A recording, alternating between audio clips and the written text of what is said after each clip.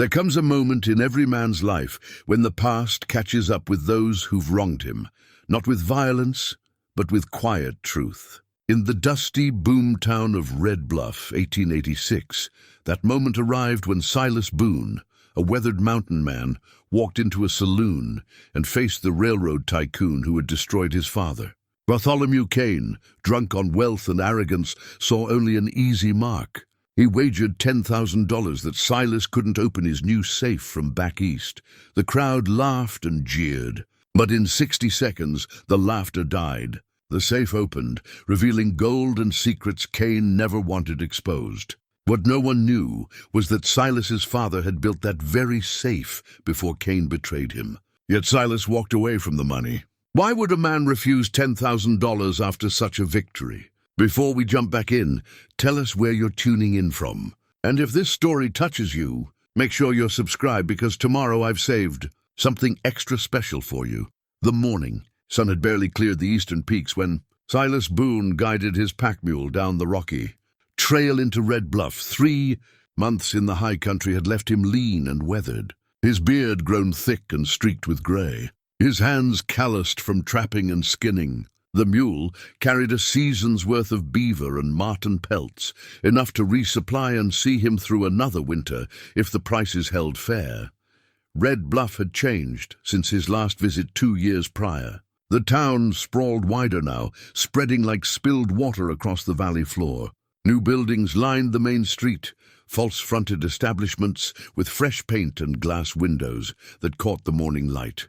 The railroad had arrived, and with it came the kind of prosperity that transformed quiet settlements into boomtowns practically overnight. Silas could hear the rhythmic clang of hammers on steel even from the outskirts, the sound of expansion and ambition echoing off the surrounding hills. He remembered Red Bluff as a modest trading post with a general store, a blacksmith, and maybe 24 residents who valued their peace. Now the street teemed with activity. Freight wagons rumbled past, loaded with timber and supplies. Men in suits walked alongside miners still dusty from their claims. The smell of fresh-cut lumber mixed with coal smoke and horse manure, the perfume of progress that settlers called it. Though Silas found it harsh compared to pine and mountain air, at the edge of town he passed a cluster of workers' tents and shanties where railroad laborers lived. Chinese men hunched over cook fires, while Irish crews gathered near a whiskey barrel, already drinking, though the day had just begun. The railroad brought work, but it brought hunger too. Hunger for land, for wealth, for dominance. Silas had seen it before in other towns. The pattern never changed.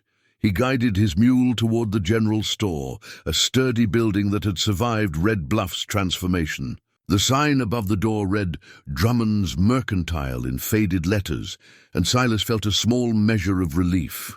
Sarah Drummond had run this store for 20 years, one of the few constants in a world that seemed determined to erase its own history. The bell above the door chimed as he entered. Inside, the store smelled of coffee, dried herbs, and lamp oil.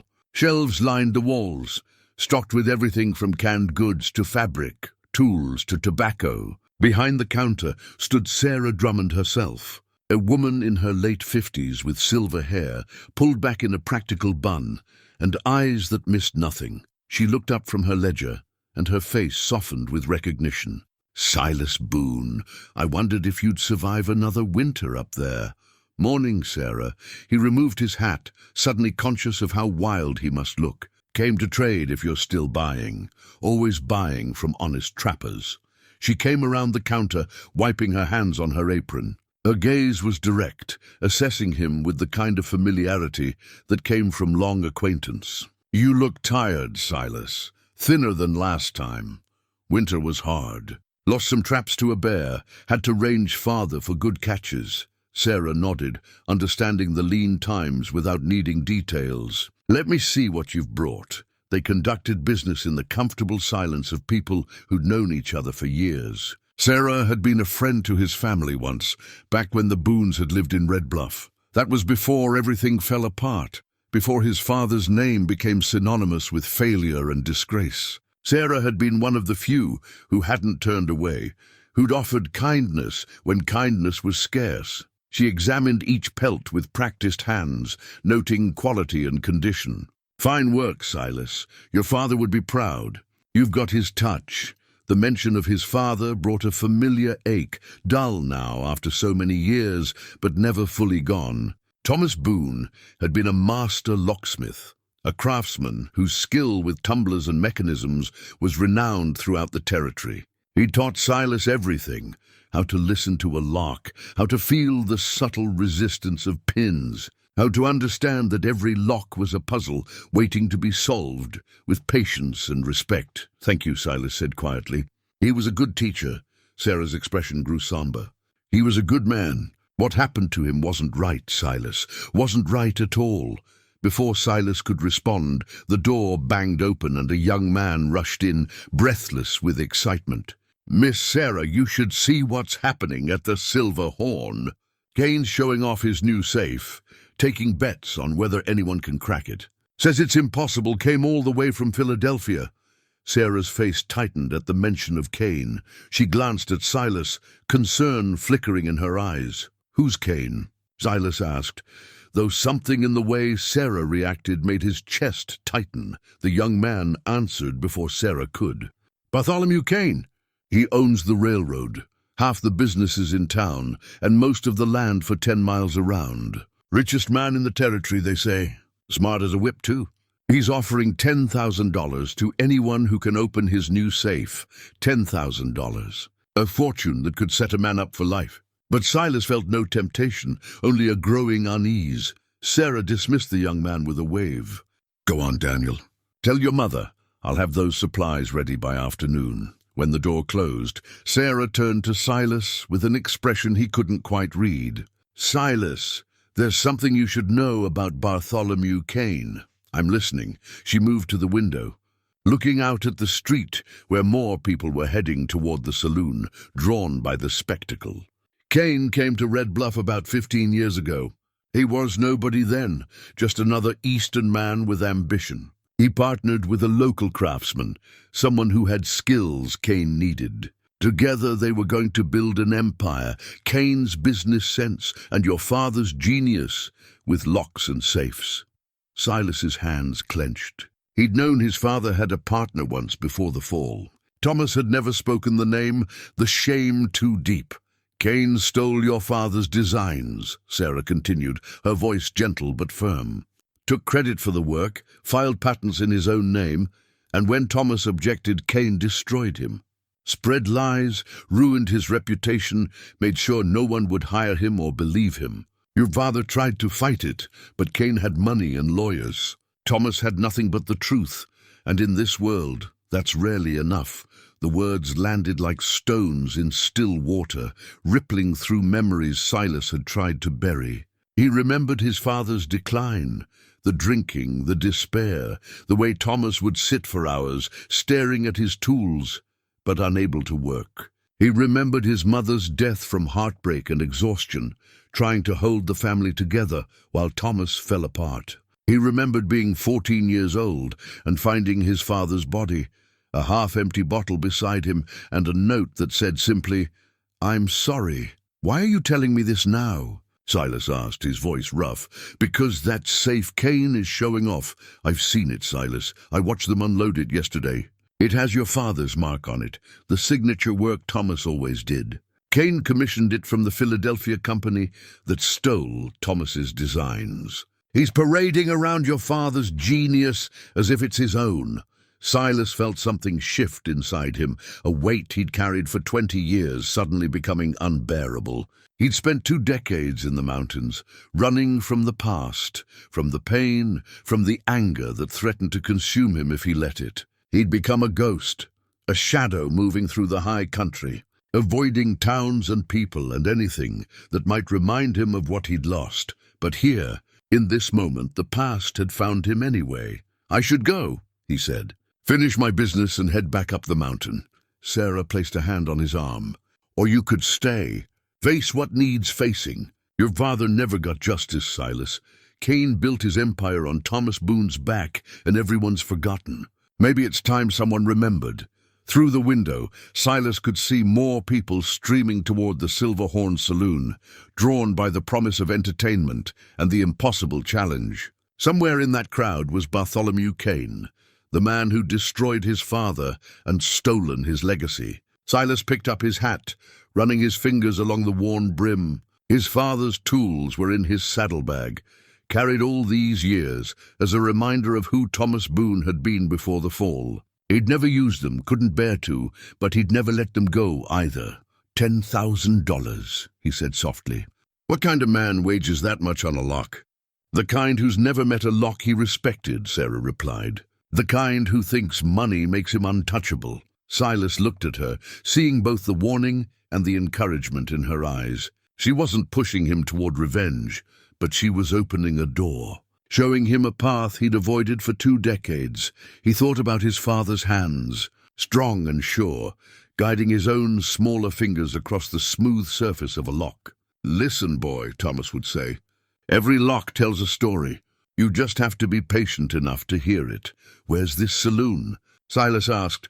The Silver Horn Saloon stood at the center of Red Bluff's main street, a 2-story establishment with gilt-edged windows and a balcony where Kane's associates often gathered to survey their domain. Piano music drifted through the bat-wing doors, accompanied by the rumble of male voices and occasional bursts of laughter. Silas paused outside, feeling the weight of what he was about to do. He could turn around, collect his supplies, mount his mule, and disappear back into the mountains where the past couldn't touch him. That had been his strategy for 20 years, and it had kept him alive, kept him sane.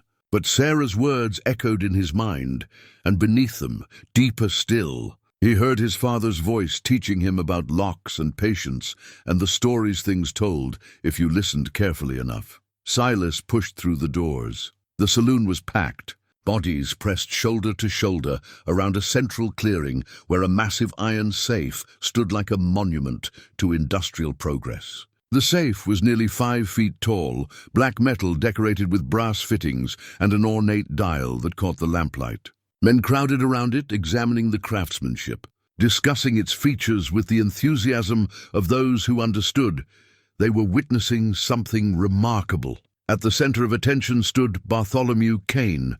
He was a large man, not from physical labor but from comfortable living. His suit was tailored, his boots polished, his beard trimmed to fashionable specifications. Gold watch chains draped across his vest, and rings adorned 3 of his fingers. He held a glass of whiskey in one hand and gestured grandly with the other, playing to his audience like an actor on stage. "Gentlemen," Kane announced, his voice carrying easily over the noise. "This safe represents the pinnacle of modern security technology. Forged in Philadelphia by the finest craftsmen in America, it features a revolutionary locking mechanism that is, quite simply, unbreakable. I've had it tested by experts from Chicago to San Francisco. Not one could crack it," the crowd murmured appreciatively. Kane basked in their attention, then raised his glass. "Which is why I'm prepared to wager $10,000 to anyone who can open it. $10,000, gentlemen. A fortune for any man brave enough or foolish enough to try." Laughter rippled through the saloon. Several men called out suggestions, mostly jokes about dynamite or sledgehammers. Kane laughed along with them, secure in his superiority. Silas remained near the door, studying the safe from a distance. Even from 30 feet away, he could see his father's influence in the design. The placement of the dial, the reinforcement patterns on the door, the way the hinges were concealed. These were Thomas Boone's signatures, the small innovations that had made his safes both beautiful and functional. Kane had stolen more than designs. He'd stolen artistry. "What about you, friend?" Silas looked up to find Kane staring directly at him, a predatory smile on his face. The saloon grew quieter as attention shifted. "You look like a man who's worked with his hands," Kane continued, his tone mocking. "Perhaps you'd like to try your luck? Or are you just here to gawk with the rest of the yokels?" The insult was deliberate, designed to establish dominance. Silas recognized the tactic. Make the target feel small, insignificant beneath notice. It was the same approach Kane had likely used on Thomas, dismissing his concerns, minimizing his contributions until nothing remained but shame. Silas stepped forward. The crowd parted, creating a path to the safe. He walked slowly, taking in details as he approached. The safe wasn't just locked. It was a challenge, a gauntlet thrown down by a man who believed himself untouchable. "I'll try," Silas said quietly. Kane's smile widened. "Excellent! We have a volunteer. And what's your name, mountain man?" "Silas Boone." For just a moment, so brief most wouldn't notice, something flickered in Kane's eyes. Recognition, perhaps, or calculation. But then the smile returned, even broader than before. "Boone," Kane repeated, as if tasting the name. "Any relation to Thomas Boone, the old drunk who used to pretend he was a locksmith?" The saloon erupted in laughter. Silas felt his jaw tighten, but he kept his voice steady. "Thomas Boone was my father, and he was the finest locksmith in the territory." Kane's expression shifted to mock sympathy. "Ah, yes, I remember now.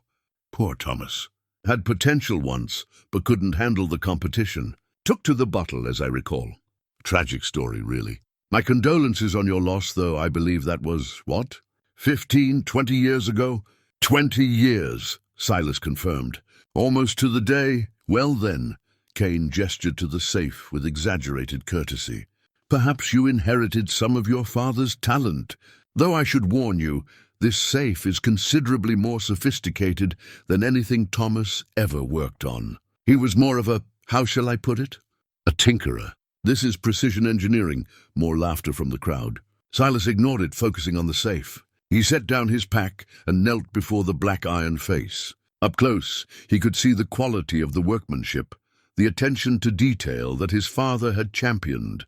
The dial was smooth under his fingertips, the metal cool and solid. "The terms," Kane announced to the crowd. "If this gentleman can open the safe in, let's say, 2 minutes, I'll pay him $10,000 in gold. But if he fails, he cleans my stables for a month. Do we have an agreement, Mr. Boone?" Silas didn't look up. "Agreed. Excellent. Someone time this." Kane pulled out his gold watch. "Beginning now." Silas closed his eyes and pressed his ear against the safe door. The saloon fell silent, the crowd leaning in despite themselves. This was theater, entertainment, a mountain man about to be humiliated for their amusement. But beneath their expectations, Silas felt something else. Curiosity. Perhaps even hope that someone might humble Kane. Even briefly, his fingers found the dial and began to turn it, slowly, deliberately listening. Every lock told a story. His father had taught him that. The resistance of the pins, the subtle clicks as tumblers aligned, the way metal whispered its secrets if you had the patience to hear them. This safe spoke in his father's language, and Silas had been fluent since childhood. Left, 3 complete rotations to clear any previous attempts, then stop at the first position. The faintest click, a vibration more than a sound, told him he'd found it. 37, right, 2 rotations, then slower. The second number revealed itself through touch and sound. 51, left again. 1 rotation, then easing toward the final number. The crowd shifted restlessly, but Silas remained focused. There. 8. He turned the handle. The safe door swung open. The silence was absolute. Men stared, mouths agape, unable to process what they'd just witnessed. Kane's face went pale, then flushed deep red. His hand tightened on his whiskey glass until Silas thought it might shatter. Inside the safe, stacked neatly, were rows of gold coins and paper currency. But there was also something else, a leather-bound ledger and several sealed envelopes. Silas's eyes scanned the visible page of the ledger, seeing columns of numbers, names, dates. His father had taught him to observe everything, and what he saw made his stomach tighten. Land acquisitions, payments labeled as consultations and negotiations, names he recognized as local ranchers, some with notations like refused or pending, and at the bottom of the visible page, a note in Kane's handwriting, Harrison property, acquire by month's end, use standard methods if necessary. Silas stood, his expression neutral despite the anger building in his chest. He looked at Kane, then at the crowd. "Safe's open," he said simply. Kane recovered quickly, forcing a laugh that sounded hollow. "Well, I'll be damned. Pure luck, of course. Must have left it on the final number by accident.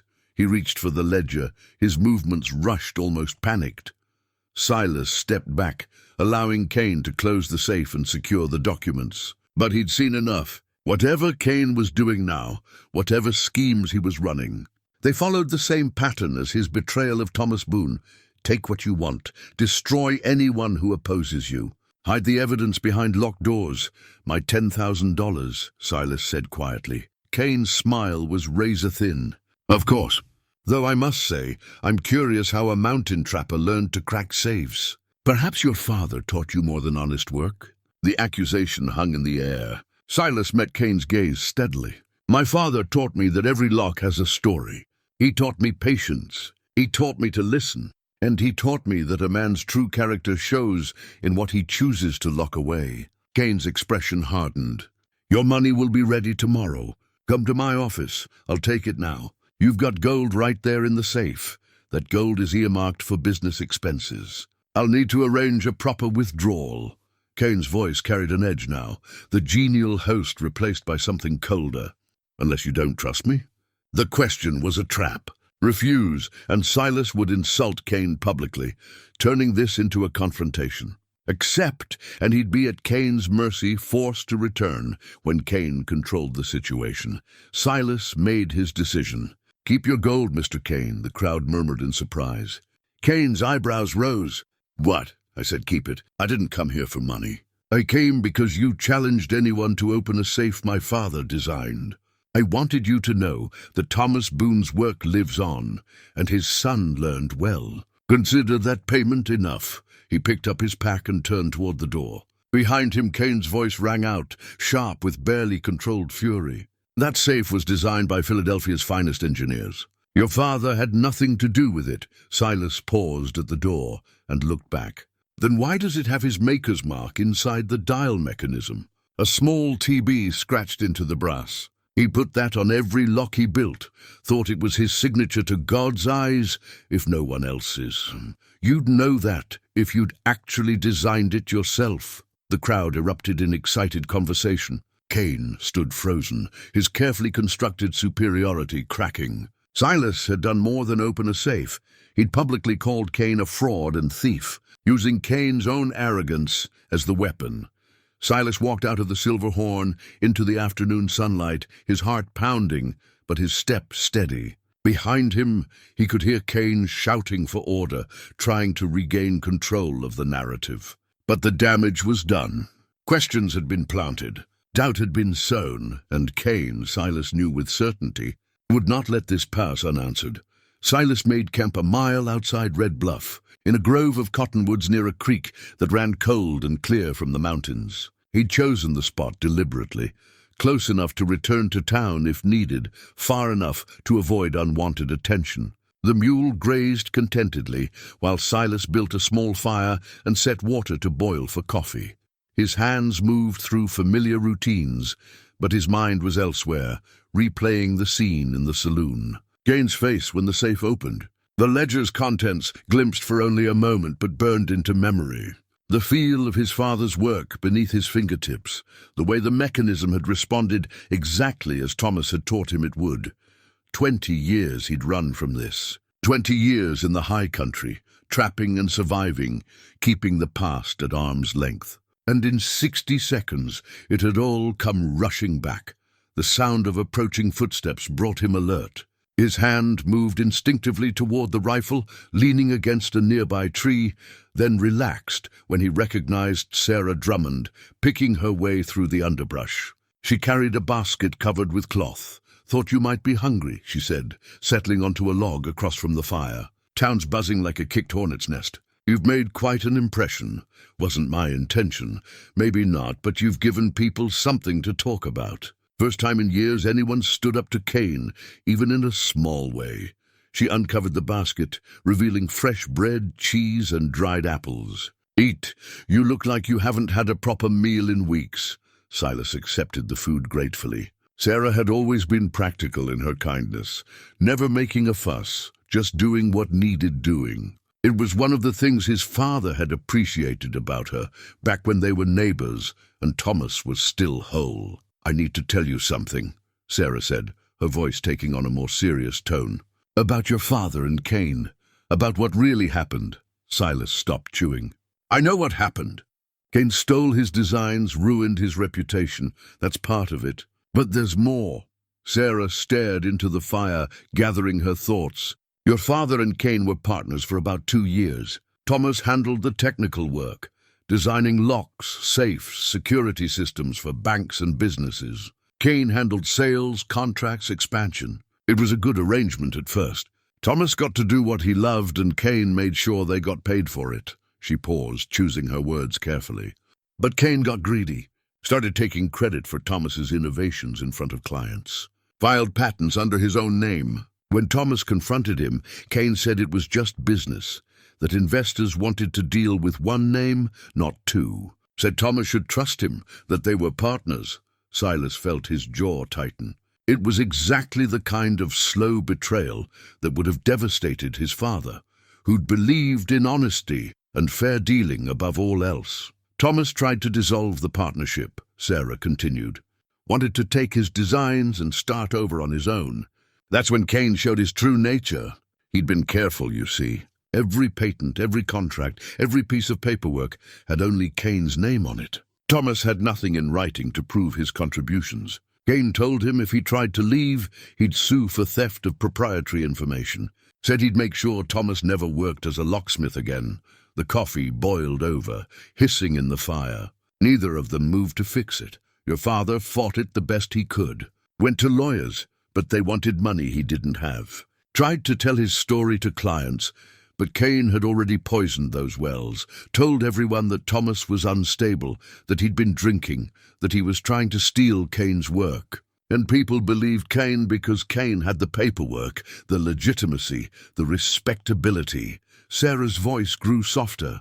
I watched your father break, Silas. Not all at once, but piece by piece. Every door that closed in his face, every former colleague who turned away, every day he couldn't provide for his family. Your mother tried to hold things together, but the shame ate at Thomas. He started drinking because it was the only way he could sleep without thinking about what he'd lost. Silas had been 14 when his mother died, exhausted from taking in washing and mending just to keep food on the table. His father had lasted another 6 months after that, a hollow man going through the motions of living until he couldn't anymore. Silas had found the body in the workshop, his father's tools arranged neatly on the bench, as if Thomas had been preparing for a job he'd never finish. There's something else you should know, Sarah said. She reached into her apron pocket and pulled out a folded document, yellowed with age. I found this in your father's things after he died. He'd left it with me for safekeeping, said if anything happened to him, I should hold on to it until the time was right. Silas took the document, unfolding it carefully. It was a partnership agreement, dated 1866, between Thomas Boone and Bartholomew Kane. His father's signature was clear and firm, written in the days when Thomas still had hope. The agreement specified equal ownership, equal say in all decisions, equal division of profits. This proves they were partners, Silas said. It proves more than that. Look at the last page. Silas turned to the final sheet. There, in Kane's own handwriting, was a list of designs and innovations, each one attributed to Thomas Boone. A ledger of genius, documenting everything his father had created. And at the bottom, Kane's signature as witness to Thomas's contributions. Kane signed this knowing full well what Thomas had invented. He documented it himself, probably for tax purposes or partnership records. Then he buried it and pretended none of it existed. Silas stared at the document, feeling 20 years of grief and anger crystallize into something focused and purposeful. This wasn't just proof of partnership. It was proof of theft, of fraud, of deliberate malice. Why didn't you show this to anyone? He asked. I wanted to. But who would I show it to?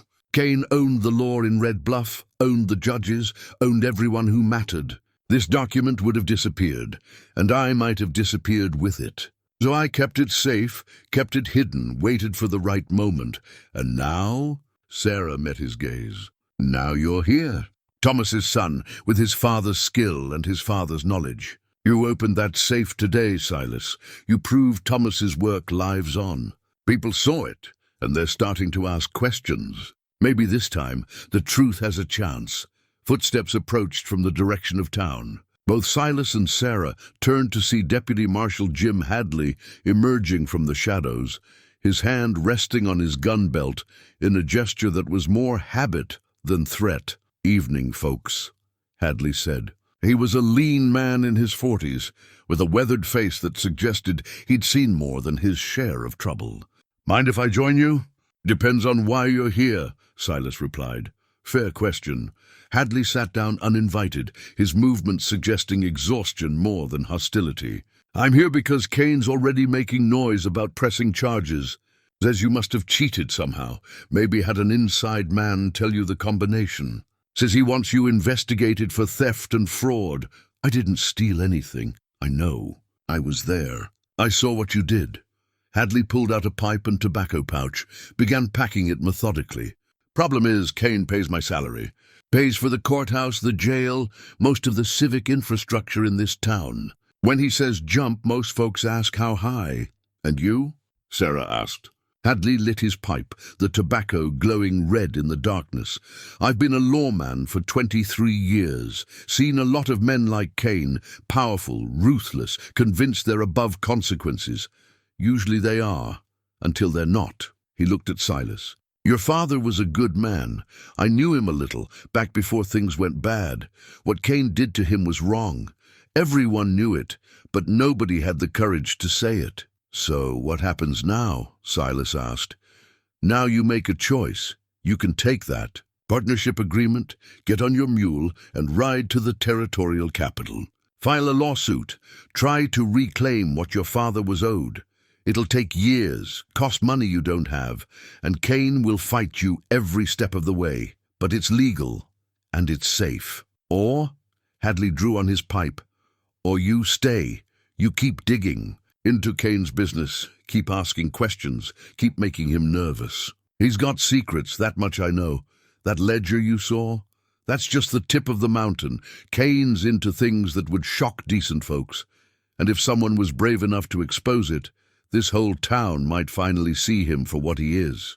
"You're asking him to risk his life," Sarah said sharply. "I'm telling him the situation."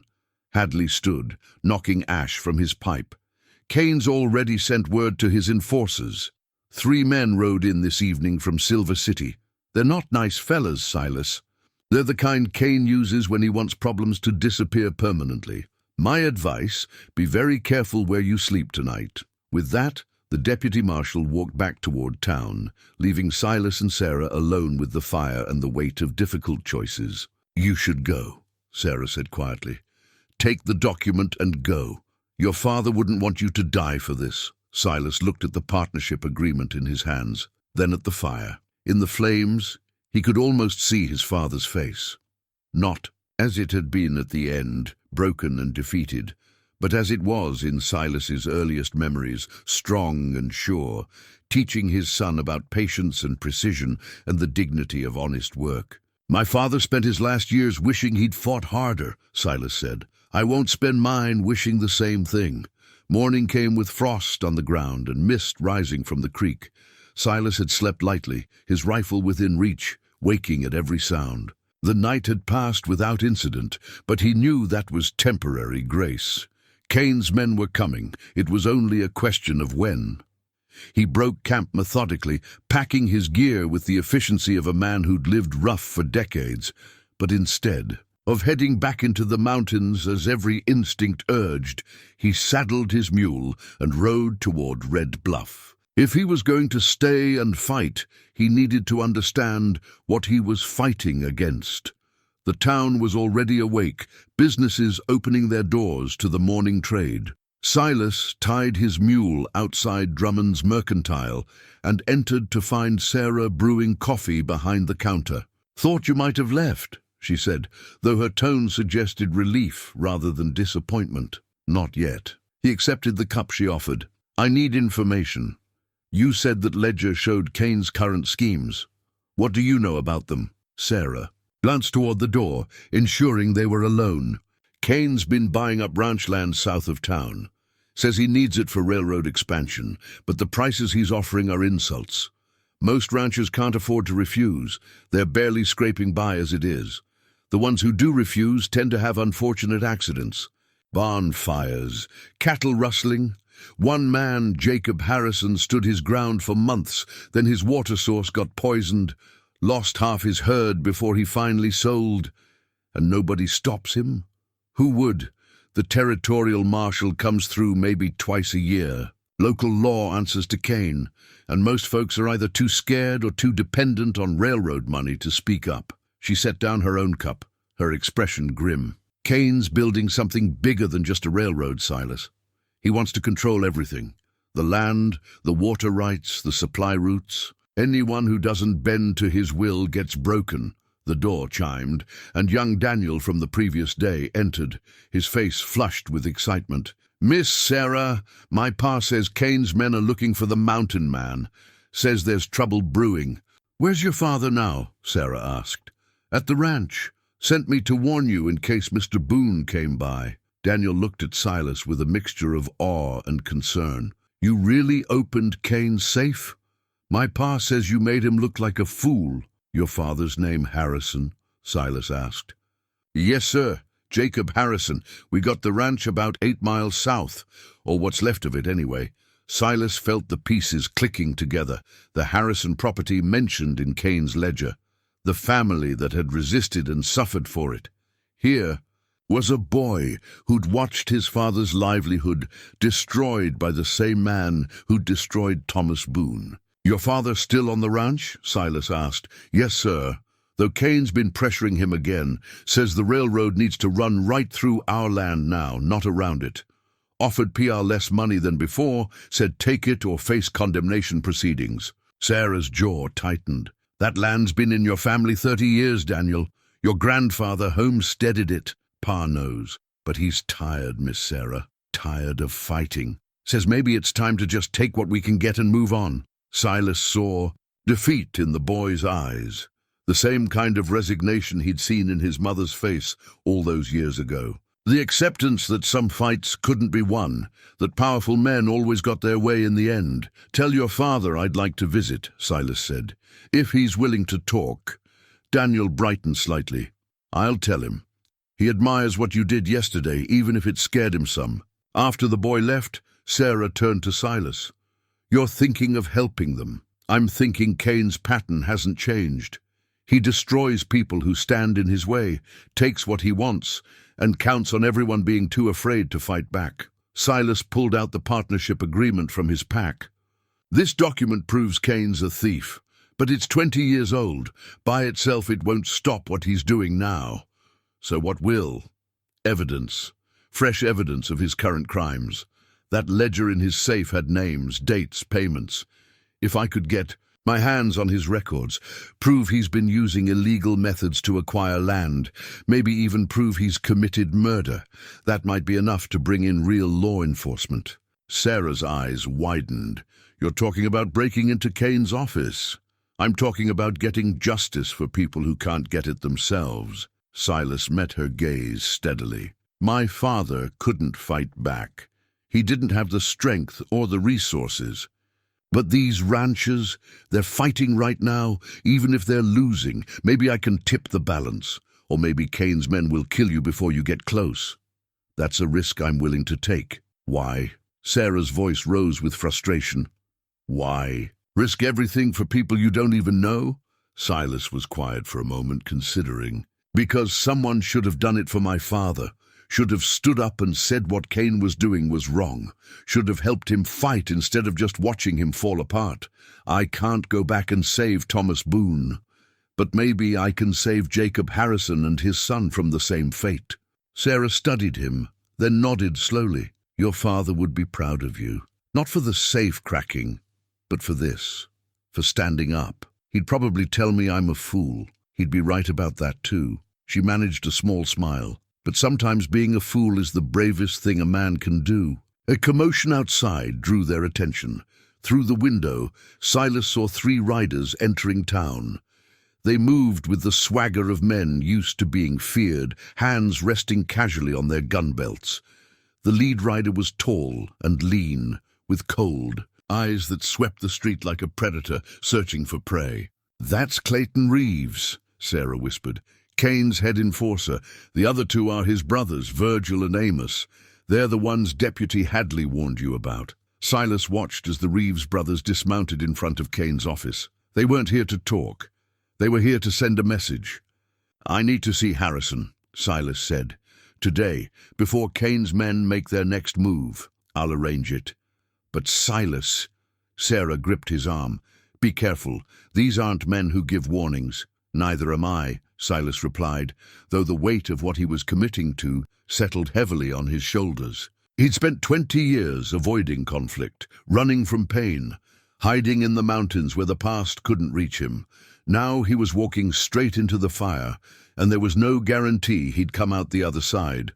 But his father's voice echoed in his memory, teaching him about locks and patience and the importance of listening. Some things, Thomas had said, were worth the effort to open, worth the time to understand, worth the risk to protect. Silas was beginning to understand what his father had meant. The Harrison ranch sat in a shallow valley where the grassland met the foothills. It had been a prosperous spread once. Silas could see that in the sturdy barn and the well-maintained fences that still stood in places. But years of hardship showed in the unpainted wood, the patched roof, and the depleted pastures where too few cattle grazed. Jacob Harrison met him at the door, a man in his 50s who looked 20 years older. His face was lined with worry and exhaustion, his hands scarred from decades of hard work. But his handshake was firm, and his eyes held a spark of stubborn pride that Kane hadn't managed to extinguish. "Daniel said you wanted to talk," Harrison said, leading Silas into a modest house that smelled of wood smoke and coffee. "Not sure what I can tell you that'll help, but you're welcome here. Any man who can take Kane down a peg deserves hospitality." They sat at a worn kitchen table, where Harrison's wife Mary served coffee and biscuits. She was a quiet woman with kind eyes that had seen too much hardship. Daniel hovered nearby, eager to hear what would be said.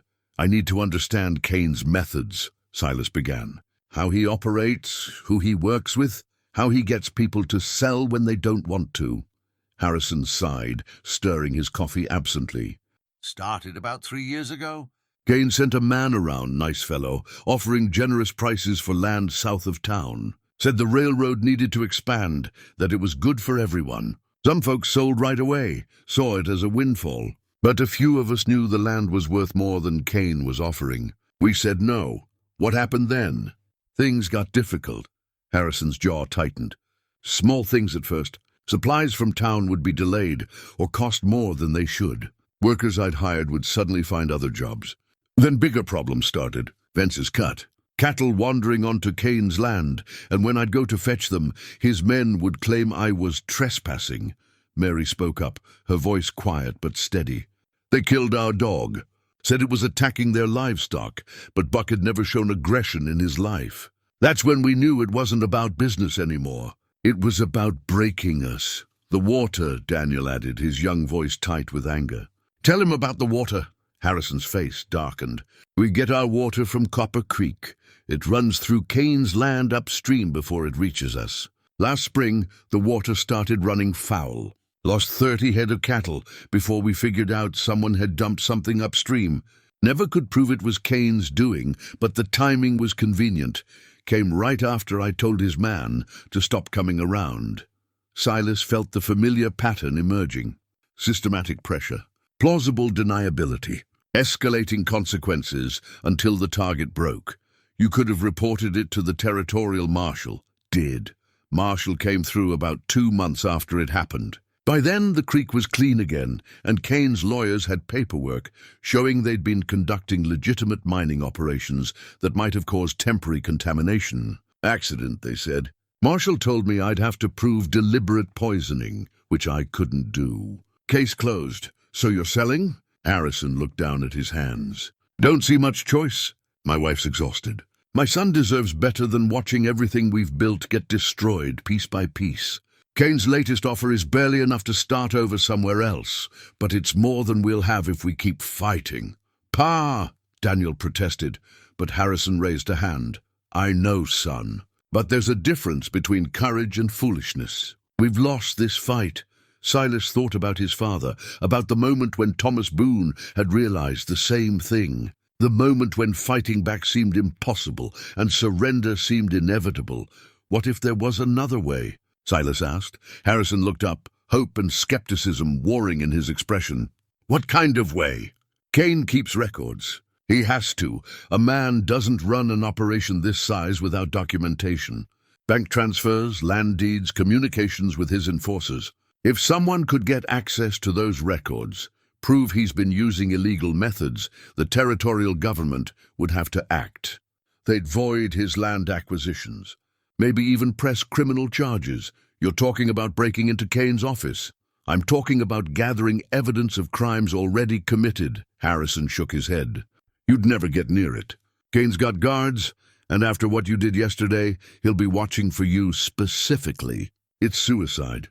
Maybe, but I have advantages Kane doesn't know about. I understand how he thinks, how men like him operate. And I'm very good with locks. Silas leaned forward. I need to know everything you can tell me about Kane's business office. Lay out guards when he's there, when he's not. Any detail might matter. Mary and Daniel exchanged glances. Harrison studied Silas for a long moment. Then something shifted in his expression, a hardening of resolve that had been absent before. The office is above the Silverhorn Saloon, Harrison said. Kane's there most mornings and late evenings, doing business and entertaining associates. Afternoons, he's usually at the railroad yard or visiting his various properties. He's got 2 guards during the day, sometimes more at night. Back entrance. Fire escape on the north side leads to a landing outside Kane's private quarters. Door's always locked, but it's quieter than going through the saloon. They spent the next hour going over details. The layout of the building, the habits of the guards, the best times for an attempt. Harrison even sketched a rough map on a piece of paper, his farmer's hands surprisingly deft at the drawing. There's something else you should know, Harrison said as their meeting concluded. Kane's planning something big. My neighbor Tom Welch overheard some railroad men talking last week. They were surveying land all the way to the territorial border. Kane's not just building a railroad. He's trying to monopolize the entire southern corridor. Once he controls that, he'll control all commerce in and out of the territory. Silas absorbed this information, feeling the scale of Kane's ambition. This wasn't just about revenge for Thomas Boone anymore, or even about saving the Harrisons. This was about stopping a man who would consume everything in his path if left unchecked. One more question, Silas said. Do you trust Deputy Hadley? Harrison considered. As much as any man can trust a lawman on Kane's payroll. Jim's not a bad sort. I think he tries to do right when he can. But he's got a family to feed and Kane signs his paychecks. Don't expect him to stick his neck out too far. As Silas prepared to leave, Daniel caught his arm. Mr. Boone, are you really going to do this? Go after Kane. Silas looked at the boy, seeing echoes of himself at that age, young, angry, desperate for someone to make things right. I'm going to try, Silas said honestly. Can't promise how it'll turn out, but I'm going to try. My grandfather used to say that trying's all any man can do, Daniel replied. The rest is up to God and luck. Your grandfather was a wise man. Riding back toward town, Silas felt the weight of what he'd committed to. He wasn't just fighting for his father's memory anymore. He was fighting for the Harrisons, for the other ranchers Kane had crushed or would crush, for the idea that powerful men shouldn't be allowed to destroy lives without consequence. The sun was setting as he approached Red Bluff, painting the mountains in shades of orange and purple. Somewhere in that town was the evidence he needed, and somewhere in that town were men who'd been ordered to kill him. Tomorrow, he'd begin planning in earnest. Tonight, he needed to survive. As if summoned by his thoughts, 3 riders appeared on the road ahead, blocking his path. The Reeves brothers. Clayton in the center, his brothers flanking him like wolves waiting for the signal to attack. Silas reined in his mule, keeping his hands visible and away from his rifle. This was the moment he'd been expecting, but that didn't make it any less dangerous. Evening, Clayton Reeves said, his voice casual, but his eyes cold. You and I need to have a conversation about your future in Red Bluff. Clayton Reeves had the look of a man who'd been dangerous his whole life. Not the loud, blustering danger of a barroom brawler, but the quiet, calculated danger of someone who killed efficiently and without regret. His brothers, Virgil and Amos, were cut from similar cloth, hard men with dead eyes.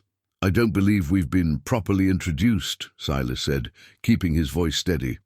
"Clayton Reeves. These are my brothers. And you're the mountain man who's been causing Mr. Kane some distress." Clayton shifted in his saddle, his hand resting near his pistol. "Now, Mr. Kane is a reasonable man. He understands you might have had personal reasons for that little display yesterday.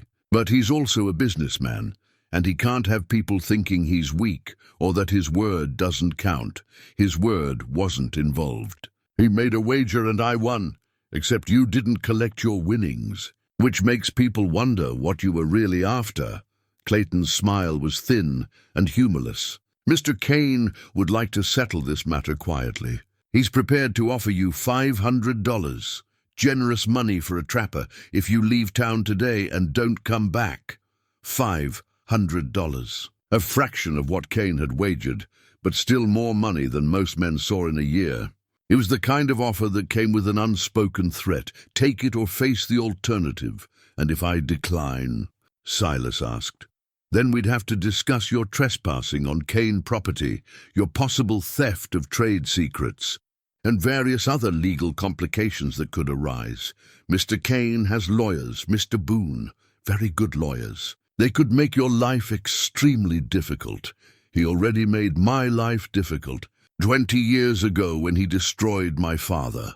Clayton's expression didn't change, but Silas saw recognition flicker in his eyes. "That's old business. Ancient history. No court would even hear a complaint that old. Then why is Kane worried?" "He's not worried. He's being prudent." Clayton leaned forward slightly. "Listen to me carefully. I've been doing this work for 10 years. I've seen men like you before, men with grievances, men who think they can get justice where there is none. They all end the same way, dead, broken, or disappeared. The smart ones take the money and move on." Virgil spoke up from the left. "We could just handle this now, Clay. Save everyone the trouble." "Shut up, Virgil." Clayton never took his eyes off Silas. "I don't like unnecessary violence. It's messy and it draws attention. But I'll do what needs doing if you force my hand. So here's how this works. You've got until tomorrow noon to make your decision. Take the money and leave, or stay and deal with the consequences. There won't be a third offer." Silas considered his options. He could try to fight. 3 against 1 were bad odds, but he'd faced worse in the mountains. He could run, disappear back into the high country where men like the Reeves brothers wouldn't follow. Or he could call their bluff, see how far Kane was willing to push this. "I'll think about it," Silas said finally. "You do that." Clayton gathered his reins. "One more thing. Stay away from the Harrison family. They're in negotiations with Mr. Kane, and outside interference isn't welcome. We'd hate for anything unfortunate to happen to them because of your meddling." The threat was clear. Touch the Harrisons, and Kane would hurt them. It was the same tactic he'd used on Thomas Boone, threaten the people they cared about until they backed down. The Reeves brothers rode off, leaving Silas alone on the darkening road. His hands were shaking slightly, and he realized it wasn't from fear, but from anger. The casual cruelty of it, the assumption that everyone had a price or a breaking point. Kane had learned nothing from destroying Thomas Boone. He'd just refined his methods. By the time Silas reached his camp, full darkness had fallen. He built no fire, instead sitting in the shadows with his rifle across his lap, thinking through everything he'd learned. Kane's office layout, the guards' routines, the evidence that must exist somewhere in those files. But more than that, he thought about his father, about the nights Thomas had sat in their workshop, staring at his tools, too broken to use them. About the moment Silas had found him dead and understood that some men could be killed without anyone ever raising a hand against them. "I'm sorry, Pa," Silas whispered to the darkness. "Sorry I wasn't strong enough to help you back then. Sorry I ran away instead of fighting." A sound brought him alert, footsteps approaching through the cottonwoods. His finger found the rifle's trigger, then relaxed when Deputy Hadley's voice called out softly, "Don't shoot. It's Jim Hadley. You make a habit of sneaking up on armed men. Only when I need to talk without being seen." Hadley moved into the camp, careful to stay visible. "Reeves brothers just reported to Kane, said they gave you the offer and you're thinking about it. Word travels fast. This is a small town, and Kane pays people to tell him things." Hadley sat on a log, his exhaustion evident. "I probably shouldn't be here, but I figured you deserved a warning. Kane's not bluffing about the Harrisons. If you keep pushing, he'll hurt them to get to you, so I should just leave. Let him keep destroying people?" "I'm not saying that. I'm saying be smart about how you fight."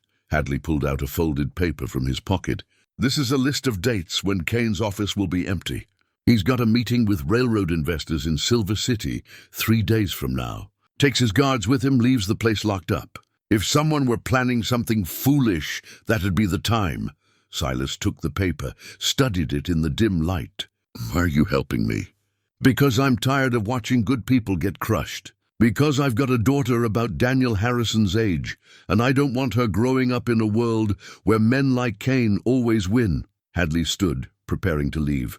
"I can't do much. I've got a family to protect and a job to keep. But I can give you this much. It might be enough, or it might get you killed. Just remember, Kane's survived this long because he's smart and ruthless. Don't underestimate him." After Hadley left, Silas studied the schedule. 3 days, 72 hours to prepare, to plan, to steel himself for what he was about to do. He pulled out his father's old locksmith tools, running his fingers over the worn brass. Thomas had taught him that opening locks was about patience and listening, about understanding the mechanism and respecting the craft. But Thomas had also taught him something else, though perhaps he'd never meant to. He taught Silas that sometimes the most important things in life were worth fighting for, even when fighting seemed impossible.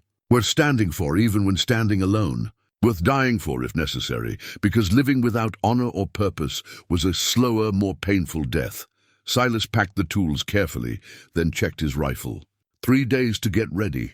After that, he'd either have the evidence to destroy Kane, or Kane would have one more body to dispose of. Either way, the running was over. The night Kane left for Silver City, Silas moved through Red Bluff like a ghost. Most of the town was asleep, save for the saloons and the night guards making their rounds. He'd spent 3 days watching, learning patterns, noting details. Now it was time to act. The fire escape Clayton Reeves had mentioned was exactly where Harrison had described it. A metal stairway clinging to the north side of the building, leading to a second-floor landing. Silas climbed slowly, testing each step for noise. The door at the top was locked, as expected, but it was a simple mechanism compared to the safes his father had built. 2 minutes with his picks, and the lock yielded. Silas eased the door open, listening for any sound of occupation. Nothing. The office was dark and empty. Inside, he lit a small, shielded lantern that would give him light without being visible from the street. Kane's office was exactly what he'd expected. Heavy furniture, expensive carpets, walls lined with maps, and surveys showing the railroad's expansion. A large desk dominated the room, its surface cluttered with papers and correspondence. But it was the safe in the corner that drew Silas's attention. Not the display safe from the saloon, but a much older model, battered and worn. And on closer inspection, unmistakably his father's work. Not just influenced by Thomas Boone's designs, but actually built by his hands. Silas could see the telltale markers, the precision of the hinges, the specific pattern of the reinforcement, the tiny TB marks scratched into the metal near the base. For a moment, emotion threatened to overwhelm him. This safe had been built by his father, probably during the partnership with Kane. It had been one of the last things Thomas made before everything fell apart. Silas pressed his ear against the cold metal and began to work. The combination was different from the public safe, but the mechanism spoke to him in his father's language. Left, right, left again. The tumblers fell into place, as if welcoming a familiar friend. The door swung open.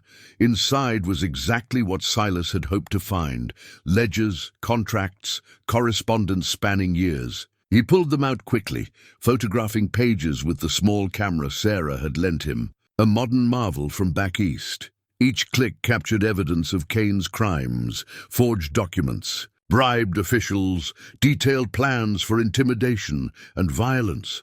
But as he worked through the files, something caught his attention. A leather folder separate from the rest, marked with his father's name. Thomas Boone. Private Silas opened it with trembling hands. Inside were letters, dozens of them. Letters from Kane to Thomas, dating back to the early days of their partnership. The first few were friendly, professional, discussing business and designs. But as Silas read through them chronologically, a darker story emerged. Kane hadn't just stolen Thomas's designs out of greed. He'd planned it from the beginning. Letter after letter showed careful manipulation, praising Thomas while subtly undermining his confidence, isolating him from other business contacts, slowly assuming control of every aspect of their partnership. It was a masterwork of psychological destruction, documented in Kane's own hand. But the most devastating document was near the bottom of the folder. A letter from Thomas to Kane, dated 6 months before Thomas's death. Bartholomew, it read in his father's careful script, "I know what you've done. I know about the forged patents, the false testimony, the bribes.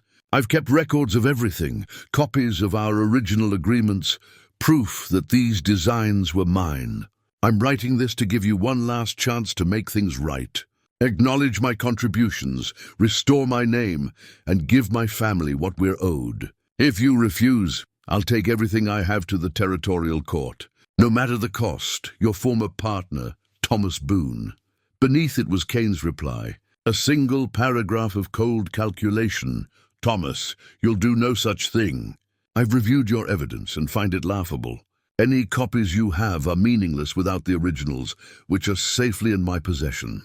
As for testimony, who will believe a drunk against a successful businessman?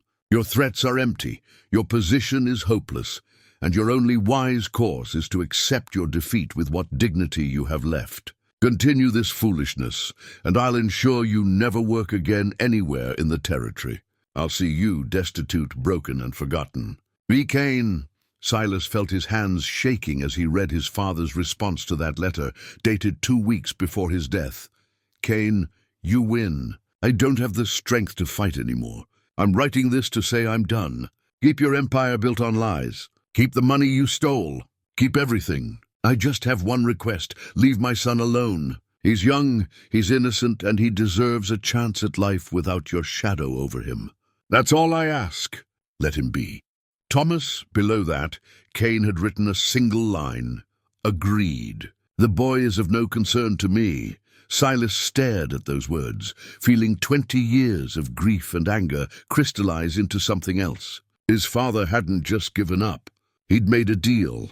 He'd surrendered everything, accepting defeat, accepting humiliation, accepting his own destruction, all to protect his son. And Silas had never known. He'd spent 2 decades thinking his father was weak, that Thomas had broken because he couldn't handle the pressure. But the truth was, Thomas had been strong enough to sacrifice everything, including his own life, to keep his son safe from Kane's reach. The tears came then, silent and bitter. All those years of resentment, of shame, of wondering why his father hadn't fought harder. And Thomas had been fighting the whole time, just not in the way Silas had understood. A sound from downstairs brought Silas back to the present. Voices, multiple people entering the building. Kane was supposed to be in Silver City. The schedule Hadley had given him said understanding hit like a physical blow. It was a trap. Silas moved quickly, stuffing documents into his pack. But before he could close the safe, he saw one more item. A small wooden box in the back. He grabbed it instinctively and was turning toward the door when it burst open. Clayton Reeves stood in the doorway, pistol drawn, a cold smile on his face. Behind him, more men appeared, blocking any escape. "Mr. Kane thought you might try something like this," Clayton said. "He's gotten very good at predicting how desperate men think." That schedule you got from Deputy Hadley? Kane fed it to him, knowing he'd pass it along to you. We'd been waiting downstairs the whole time, just listening to you incriminate yourself. Silas's mind raced. The fire escape was blocked. The main door was blocked. He was trapped. Hand over the documents, Clayton continued. And we might let you leave town alive. Might. Silas looked at the papers in his pack, evidence of Kane's crimes, proof of his father's sacrifice. If he gave them up now, everything Thomas had endured would be for nothing. No, Silas said. Clayton sighed. Virgil Amos, take him. The brothers moved forward. Silas grabbed the lantern and hurled it at them, oil splashing, flames spreading. In the chaos, he dove toward the window, the one that overlooked the street rather than the fire escape. Glass shattered as he crashed through, falling 2 stories into the night. He hit the ground hard, pain shooting through his shoulder, but rolled and came up running. Behind him, shouts and gunfire erupted. He ran through Red Bluff's back alleys, the documents and mysterious box still in his pack, blood on his clothes and fire spreading in Kane's office. He'd failed to be careful, failed to avoid the trap. But he'd gotten what he came for and more, the truth about his father's final days. Now he just had to survive long enough to use it. Behind him, the night exploded with alarm bells and running men. Kane's entire organization was mobilizing, hunting for the mountain man who dared to steal from the untouchable railroad tycoon. Silas ran toward the only place he might find safety, Sarah's store. It was dangerous, might bring trouble down on her, but he had no other options. As he pounded on the back door, hearing pursuit getting closer, one thought consumed him. His father had died protecting him. Silas would be damned if he'd let that sacrifice be wasted. The door opened, and Sarah pulled him inside, her face pale with fear. "Dear God, Silas, what did you do?" "Got the truth," he gasped. "All of it." "But Kane knew I was coming. The fire, accident. Is there a place to hide?" Sarah didn't hesitate. She led him through a trapdoor into a root cellar beneath the store, a space barely large enough for a man to crouch. "Stay here. Don't make a sound." As the trapdoor closed above him, plunging Silas into darkness, he clutched the documents and the mysterious box to his chest. Outside, he could hear shouts, running feet, the organized chaos of a manhunt. He'd opened Kane's safe and found more than evidence. He'd found the truth about his father, about sacrifice, about the lengths a parent would go to protect a child. Now he just had to live long enough to make that truth matter.